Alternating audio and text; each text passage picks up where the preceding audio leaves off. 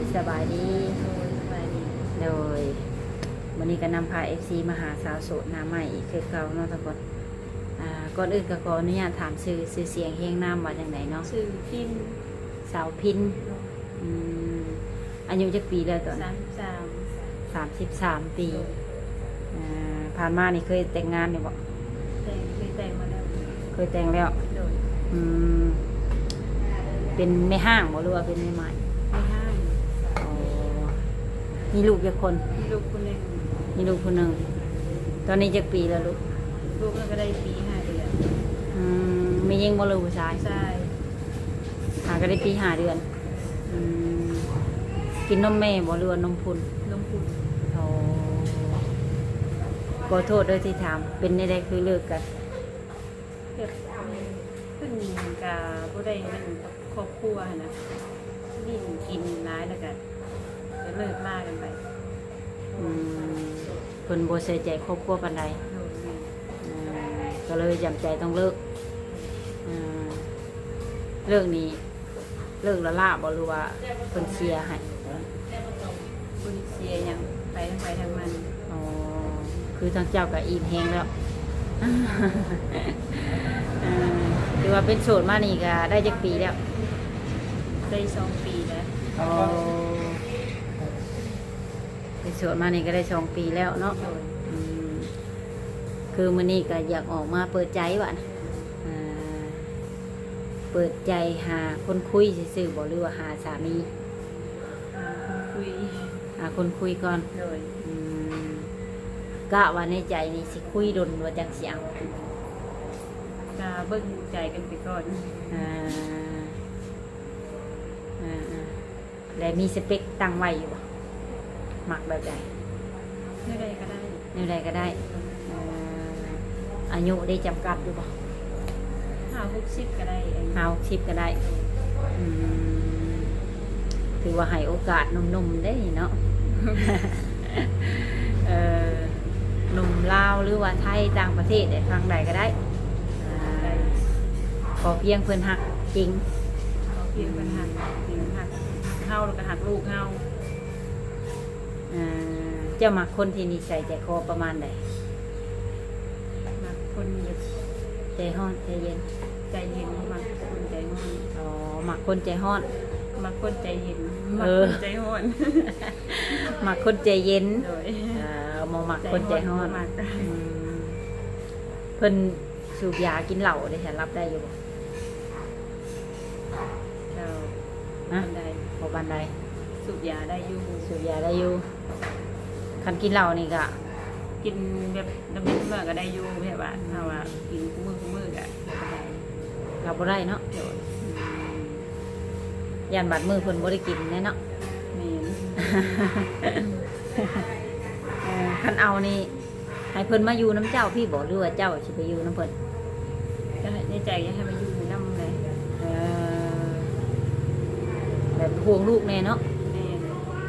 น ถ้าสมมุติว่าเพิ่นว่าลูกเจ้าก็เอามาพี่เด้อ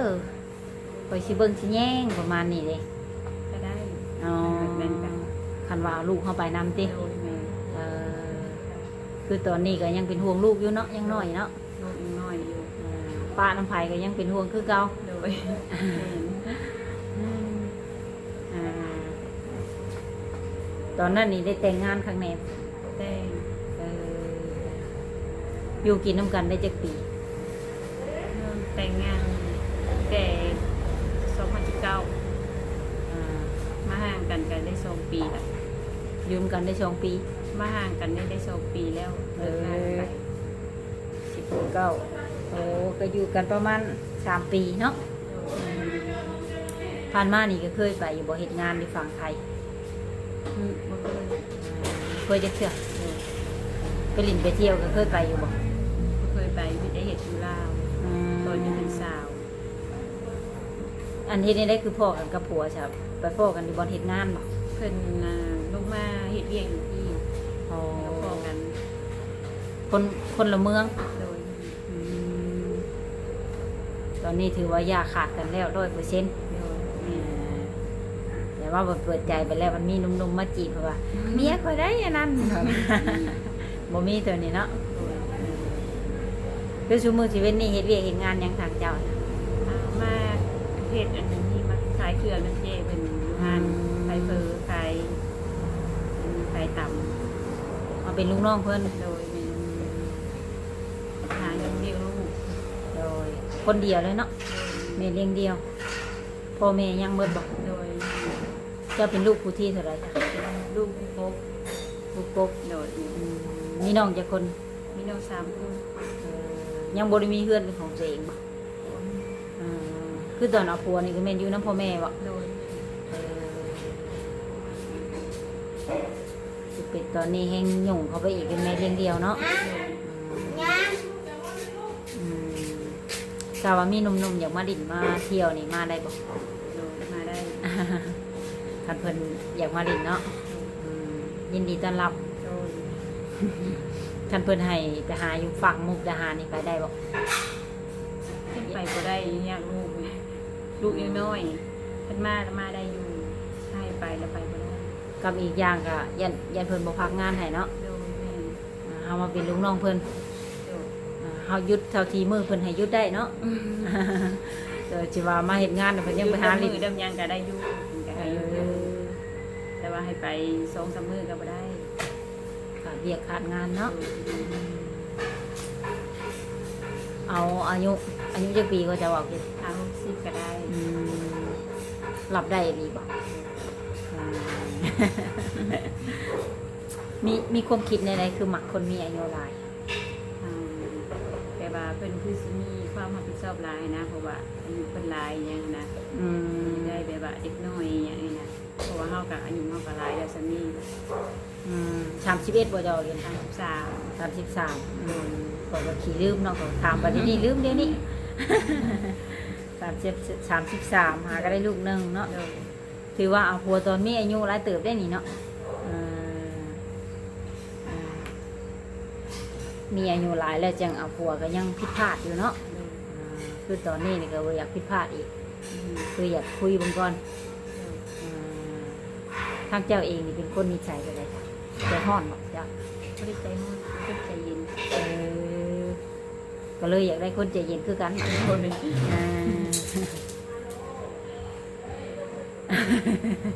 ก็เลยอยากได้คนใจเย็นเนาะ คิดหลายบ่ซุมื้อคิดอยู่บ่ คิด อ่า คิดหลาย คิดห่วงลูกแน่ คิดจะไปหาเงินคิดจะไปไกลก็เป็นห่วงลูกน้อยก็เลยหาแถวใกล้ๆบ่ได้เที่ยวมาหาลูก คิดเรื่องลูกคิดเรื่องเงิน คิดเรื่องอยากไปเฮ็ดงานแน่ แม่น คันสิตัดสินใจไปดีบัดกี้เนาะลูกปีปลายลูกยังน้อยอยู่เนาะ กินนมเนาะ ไผเอาบัดจะมาเฮ็ดงานสิ ที่แม่เอา อ่า แม่เอาซอย เท่าเติบบ่แม่กะ แม่ก็50ปลาย พ่อแม่ยังเบิดได้จะบ่เนาะ โดย อาชีพหลักอยู่เฮือนนี่เฮ็ดหยังเฮ็ดหน้าบ่ลู เฮาก บอกแม่เฮ็ดหน้า ปลูกบ่มันกะ ปลูกผักปลูกหญ้าเนี่ย เอาแต่ก็เอาขายตลาดเนาะเจ้าบ่ไปขาย เมื่อก่อนค่ะไป หรือไม่ค่ามาเอา ตอนว่าท่านได้ลูกไปขายเองซื้อผ้าหรือไปขายผักมาเกิดลูกต้องบ่ได้ขาย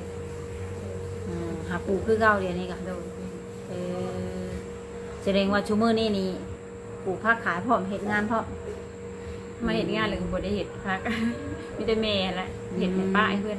แม่ครัวต่อ บ่มีเวลาเด้มา แม่ เฮ็ด นนะ มาเฮ็ดงานน่ะตอนเช้าก็ได้มาแต่เช้า เมื่อนอนขึ้นตัวเองตื่นเช้านี่ช่วยหน้าย่างตาละมาพี่เด้อ 6:30แล้วก็มา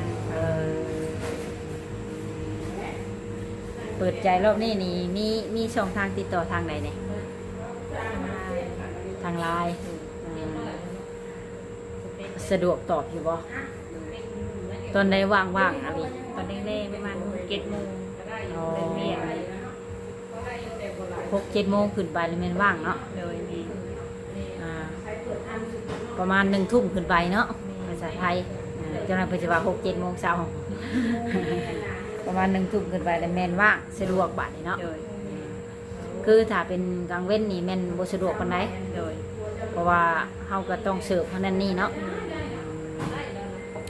ห้านที่เพิ่นมาเฮ็ดนี่ก็แม่นขายก๋วยเตี๋ยวอะ ขายก๋วยเตี๋ยวขายข้าวบอกข้าวผัด บ่แม่นขายเหล้าขายเบียร์เด้อทุกคน ขายข้าวต้มขนมเนาะ โดยแม่น ทางว่าเพิ่นอยากโทรวิดีโอคอลนี่ก็ได้บ่ โดยได้ อ่าถ้าเป็นเวลาคือเว้าแหล้วเนาะ โดย คันทักมากลางเว้นที่ถ้าสมมุติว่าบ่เห็นตอบนี่ก็บ่ให้ว่าขี้คุยได้เนาะ โดยแม่นแหละเอาไว้เบียดเนาะ อืมต้องเข้าใจ แต่ นำกั ว่าง น ๆเบียดก็สิตอบได้อยู่ อ่า มีเวลาว่างอยู่เวลาแขกเข้ามาหลายๆก็คือสิตอบบ่ได้ อืมบัดเวลามันว่างๆแบบนี้ก็ตอบได้เนาะซ้ำสิตอบ โดย บัดลูกค้ามาหลายก็แม่นได้ปะซะก่อน โดยแม่น ชีวิตก็ผับเนาะ เอ้ยเนาะอ่านหนังสือก็ได้อยู่บอกว่าได้อยู่อืมตอบแชทตอบไลน์บ่มีปัญหาเนาะมีอย่างอยากฝากถึงหนมๆที่สิเข้ามาอยู่บอกฮะ อยากให้เพิ่นเข้ามาแบบหักจริงวางแต่งออกมานี่บอก โดยแม่นล่ะ อ่าพร้อมที่จะมีครอบครัวอีกนี่แล้วบ่แต่นี่อ่าพ่อแม่เฮาก็บ่ว่าแนวใดบ่ถาเฮาสิมีครอบครัวอีกครั้ง โอ้แล้วแต่ลูก เฮาก็มีอายุหลายแล้วเนาะขอเพียงลูกเป็นฟังเป็นพาพ่อแม่ก็ดีใจ โดย อืมจุดแล้วแต่ว่าแล้วเนาะ โดย ตอนนี้นี่ไผอยู่น้ำพ่อน้ำแม่แต่นอกจากเจ้าแล้วมีหลายคน มีน้องสาว เพิ่นเอาผัวแล้ว เอาแล้ว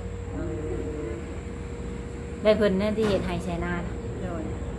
ดำเองบ่ ดำเองเพิ่นนั่นแหละมีน้องอะไรซอยเดือยหยังก็ขาดเกินหยังเงินทำเนี่ยเขาก็ยืนอยู่ดำและแสนอะไรนี่ เขากับครอบครัวเขาแน่เนาะ โดยแม่นเขาก็เลยได้ดิ้นรนแล่นหาเองเลี้ยงลูกเดียว ลำบากแฮง อืม สู่ชนชีวิตคนเดียว ชมเป็นแม่เลี้ยงเดียวอีกเนาะ โดย เฉพาะบนจะห้องว่าแม่เลี้ยงเดียวเลี้ยงผู้เดียวห้องแม่เลี้ยงเดียว ได้ไปลิ่นไปเที่ยวอยู่บ่ได้มีเวลาไปอยู่บ่ มีเวลาไป บ่มีเวลาไปหรือว่าบ่มีเงินไปแน่ อีกอย่างเงินกับบ่มีแล้วกับบ่มีเวลาไปนี่เงิน คัน ทำมันกับบ่มี คันเฮาไปลิ่นไปกินไปเที่ยวก็ขาดนมลูกไปอีก แม่น อืม หาเก็บบ่ได้นมได้นมได้เพื่อทั้งลูกก็ดีใจแล้วย่านแต่ลูกบ่ได้กิน อืมตะกี้เคยได้ยินแต่พ่อแม่เว้าเนาะลูกให้ก็ให้น้ำลูกหัวก็หัวน้ำ มาถึงตัวเองบัดนี้ โดย อ่าได้แพมเพิร์สให้ลูกได้นมให้ลูกกับพื้นแล้วมื้อนั้น โดย ถ้าหากว่ามีหนมๆท่านใดรับได้ในสิ่งที่เพิ่นเป็นนี่ก็ยินดีเนาะ โดยทักมาได้ ดังมาได้ โดย เพิ่นยินดีก็อายุฮอด60บ่ดอกอีก เอาซิ 60ได้เนาะอืมภาษาเพิ่นก็อ่านได้ ภาษาลาวภาษาไทยเนาะ โดย บ่มีปัญหาในการตอบแชทตอบไลน์ถ้าว่า FC ท่านใดสนใจก็ทักมาเอาไลน์ได้เนาะก็ค่าดองรอบ2นี่แพงอยู่บ่ หลายปันใดกะวะหรือว่าแล้วแต่พ่อแม่ เลือกแต่พ่อแม่เพิ่นว่า แล้วแต่พ่อแม่แล้วแต่ผู้ใหญ่เพิ่น โดย คันว่าถือใจก็แล่นไปน้ำจ้อย